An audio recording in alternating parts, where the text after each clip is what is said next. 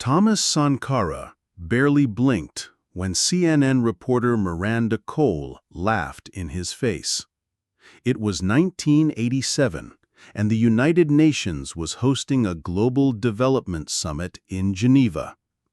Delegates from over 90 countries had gathered to discuss Africa's future, its debt crisis, development models, and the controversial question of foreign aid.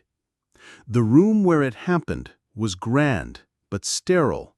White marble walls, sleek microphones, and glass booths for interpreters.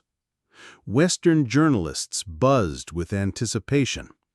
Among them was Miranda Cole, a rising CNN star known for her fearless interviews with world leaders. She came not to listen, but to challenge. And she had her target. Thomas Sankara, the revolutionary president of Burkina Faso, had captured headlines across the global south. With his upright military uniform, modest watch, and piercing gaze, he was unlike any other African leader. He had sold off the government's Mercedes fleet, replaced them with Renault 5s, cut his own salary to match a schoolteacher's, and declared war not on other nations, but on corruption, dependency, and imperialism. Miranda had done her homework. She saw him as charismatic but naive, radical but unrealistic. And when Sankara took the stage at the UN and began to speak, without notes, with unflinching calm, she waited for the right moment to strike. "I speak to you today," Sankara began, "not as a man asking for pity, but as a brother demanding justice. Our nations were not born poor.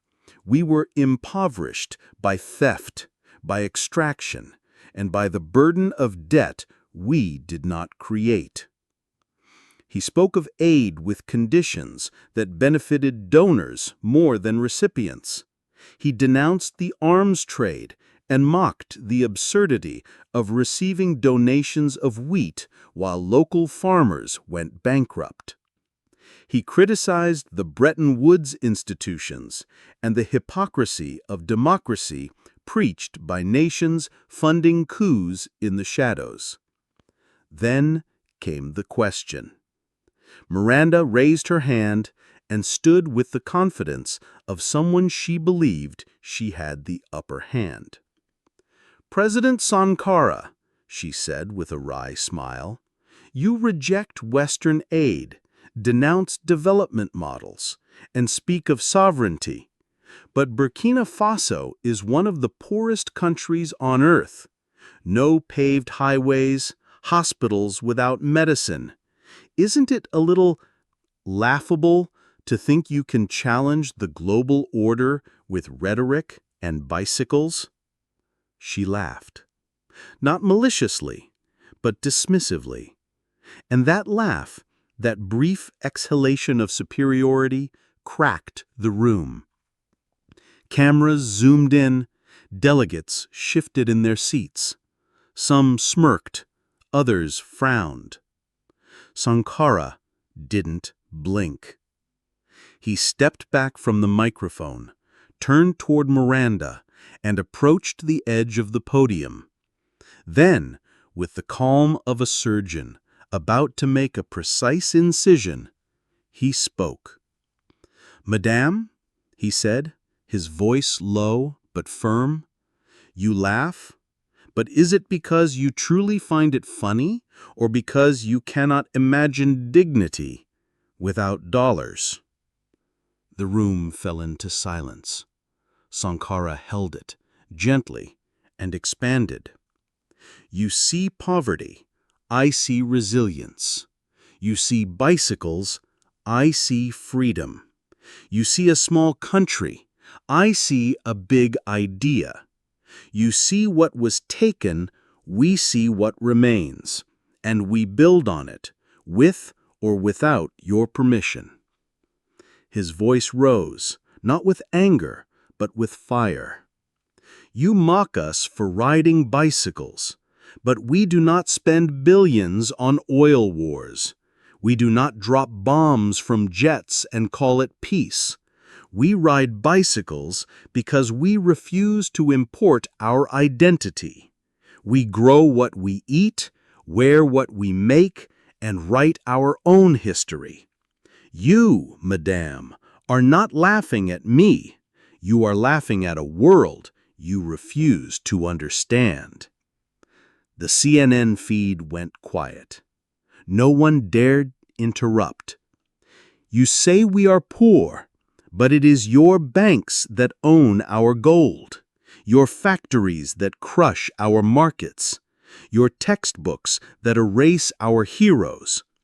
I will die a poor man, perhaps, but I will not die a slave to borrowed dreams. And then, softly, I would rather ride a bicycle to a sovereign future than fly first class into a borrowed grave. For 10 full seconds, there was nothing. Miranda sat down. Sankara walked off stage. The room erupted. Not in applause, but in murmurs, in phone calls, in stunned silence. That night, the video aired in over 80 countries. CNN hesitated, but public interest was too strong. Sankara's confrontation dominated headlines. African leader silences Western criticism with fiery speech. You could see the clip on TV screens in Nairobi, in Paris, in Caracas, and even Times Square. In Harlem, a group of students painted Sankara's quote on a mural. In Cape Town, university halls were filled with students debating the speech. In Burkina Faso, people danced in the streets, not for a victory, but for recognition. But in Washington, London, and Paris, something else happened. Meetings. Dossiers were opened, reports were filed. Sankara's name, once dismissed as a fringe populist, now appeared in diplomatic cables. They called him dangerous, not because he had weapons, but because he had words and ideas and the people. Miranda Cole was reassigned temporarily. CNN wanted distance. She gave no interviews, but in her journal, later published in a memoir, she wrote, "I thought I went to expose a firebrand. I left, having witnessed a prophet." Less than 6 months later, on October 15, 1987, Thomas Sankara was assassinated in a coup led by his former friend Blaise Compaoré. Official reports claimed instability, internal conflict, but documents later leaked suggested foreign interests had encouraged it.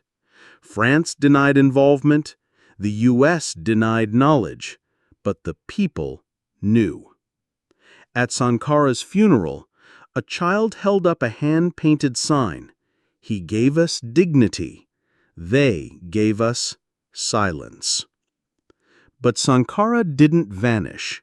He multiplied. In the years that followed, his words echoed louder than ever. In Ghana, students formed a cooperative farm named after him. In Brazil, Afro-descendant communities used his speeches as political education. In Palestine, freedom fighters cited him. In the Congo, his portrait adorned walls of community clinics. But nowhere did his legacy rise more powerfully than in the hearts of Africa's youth. By 2025, across the continent, a movement emerged. It began in Ouagadougou, with graffiti stencils of Sankara on the sides of colonial buildings. Then it spread to Accra, Nairobi, Lagos. Young people, tired of promises from politicians and debt traps from abroad, began organizing themselves. They called themselves the Riders. Their manifesto was simple: local production, community governance, resistance to foreign dependency. Their symbol? A bicycle. And their slogan? Painted in red and black on walls across slums and schools alike: Ride to Sovereignty. Miranda Cole, now older and retired, was called to speak at a youth summit in Dakar. She hesitated. Then she went. Standing on stage before thousands of young faces, she opened her speech not with her resume, but with an apology.